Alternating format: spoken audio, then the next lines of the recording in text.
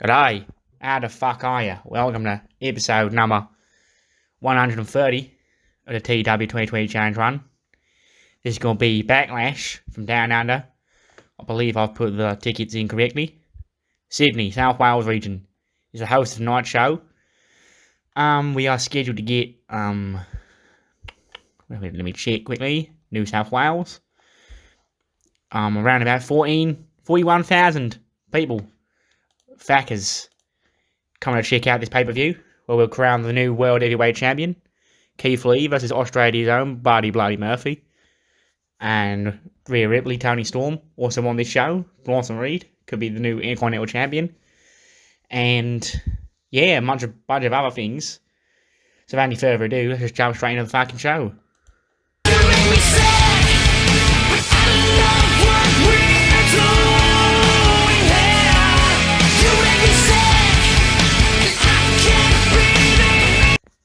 As much as I would love to keep that up, I'm going to humour you all and not do it.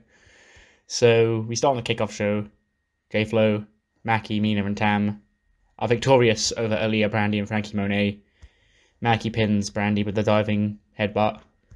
58 for Tam, 57 for Mina, 62 for Mackie, 47 for Frankie Monet, 54 for Brandy Lauren, and a 45 for Aaliyah.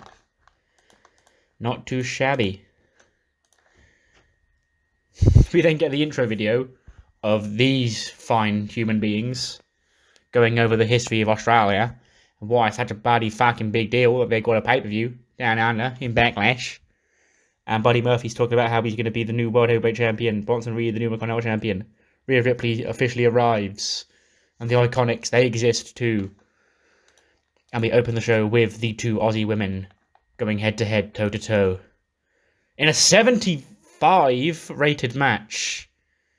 Rhea Ripley bests Toni Storm down under in Sydney with a riptide in 10 minutes and 35 seconds. 72 for Rhea Ripley, 63 for Toni Storm. Pretty fucking good if I do say so myself, crikey. Anyway, yeah, Rhea wins in a 75, her debut pay-per-view match in front of her home countryman, I guess, because I don't think she's actually from Sydney. I believe she's from Adelaide. Same thing. If they do it when they come to England and they say that all Englishmen are from London, then all Australians are from Sydney. No offence to any Australians watching that aren't from Sydney. But you're from Sydney now, according to the game.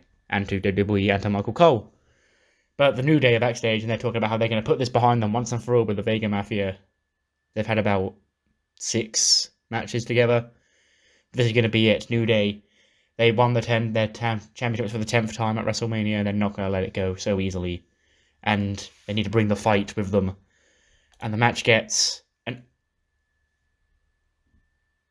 87. This is far and away the best match we've done or saved so far. Thank you, No Style product.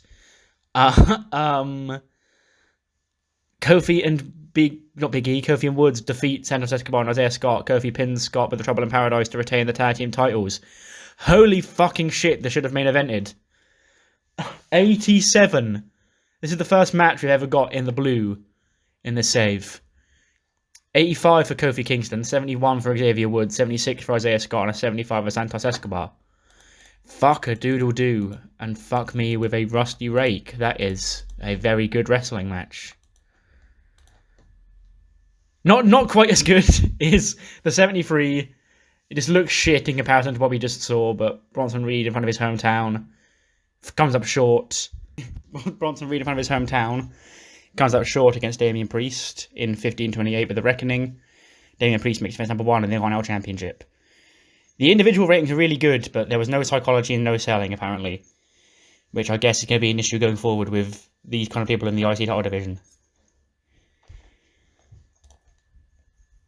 75... everything just looked awkward and bad compared to that 87 now. But Apollo cheats to beat Daniel Bryan in a 13-15 with using the ropes for leverage. 59 for Apollo Crews and a 76 for Daniel Bryan. They don't click, that's why the match is so bad. Thankfully it's one and done. And Daniel Bryan's future I'm not decided on. Because obviously in real life, he's gone. Or at least temporarily is out of a contract. And I'm tempted to get rid of him on mine, because to keep that sort of thing realistic, because he's the sort of person that would have just decided he was leaving regardless. I'm undecided, because I want to keep him around because he's Daniel Bryan. Of course, I want to keep him around, but maybe I'll lower his contract down and let him go like real life. I'm completely torn. I don't know if you've got any ideas what to do with him in that regard. Let me know. I definitely click next segment. Miz and Morrison and Elias and Robert Stone and the girls are backstage moaning about their loss to J-Flo on the Kickoff Show. Miz is like, this is unacceptable. We are Hollywood A-list megastars and we aren't even featured on this big international stage, on this big international pay-per-view.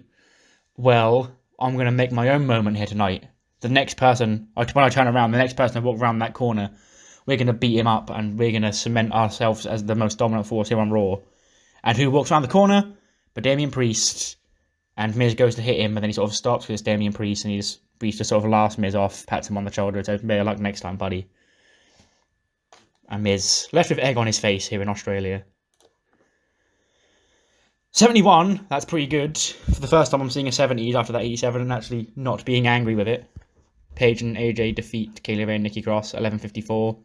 Paige pins Nikki with the Rampage to make defense number 2 with the women's tag team titles. 75 for Paige, 59 for AJ, 54 for Nikki Cross, and a 57 for Kaylee Ray. Not too shabby at all. Then post-match, just a handshake between the two teams. Kaylee Ray and Nikki Cross, of course, frustrated that they came up short, but Paige brought them to WWE, and she offered the handshake out, and they're a bit reluctant, but they do accept it because they're baby faces, and they respect Paige. Right now, they respect Paige. 80 fucking 1. Only Lorcan and Brock Lesnar have great chemistry, because of course they do. 10-minute brawl. This goes exactly as you think it would. Brock just obliterates Oney for like 5 minutes. German suplexes, but Oney keeps getting up. Like elbow shots in the corner, shoulder barges in the corner. Oney keeps getting up. Maybe an F5. Oney kicks out of. And then Oney fights back with blood on his face. He takes the fight to Brock Lesnar. He gets all fired up. He hits the running blockbuster. Gets a near fall on Brock. But in the end, he comes up short. Exactly the match you would expect these two to have. And Brock Lesnar defeats Oney Lorcan in 10:29 with F5. 94 for Brock and a 76 for Oney. Yeah, and they have great chemistry. That's awesome to know. Because I agree. I believe this match in real life would be fun as fuck. 82, the triple threat. Oh, what the fuck is the matter with Liv? I guess she's just not over in Australia. Goes 20:35, and it says Io submitted Liv, but she wouldn't. It would be the finish from the triple threat in real life at In Your House when Io won the NXT title. Charlotte had Rhea in the figure 4, or figure 8, I guess. And then she hit the moonsault on Rhea and pinned her to win. She does that, but to Liv. And yeah, Io retains. Charlotte doesn't get pinned, and Charlotte's all pissy because Liv's lost and she hasn't been pinned. And she's like, this is bullshit. I am the queen. I should win, woo. Just a quick fun segment in the ring. Billie Kay and Peyton Royce are thanking their hometown fans because they weren't on the show tonight, but they need to get on the card because fucking goddamn it, mate, Australia. But they're interrupted by Cameron Grimes and Bo Dallas. And Cameron Grimes says he's paid for this time on the show, and that Peyton Royce and Billie Kay need to skedoodle on out of his ring because he's got an announcement to make. The next pay-per-view is called Money in the Bank, and there's nobody on this roster with more money in the bank than Cameron Grimes. So he's making his declaration known that tomorrow night, or Monday night on Raw, he's going to be facing somebody in a Money in the Bank qualifier. And he doesn't know who it is yet, but Cameron Grimes is going to win and go to Money in the Bank and hold a briefcase to confirm his real-life Money in the Bank. The main event gets an 81. It goes 23 minutes and 4 seconds. Apparently there's no psychology in this match. Buddy Murphy in front of his hometown fans.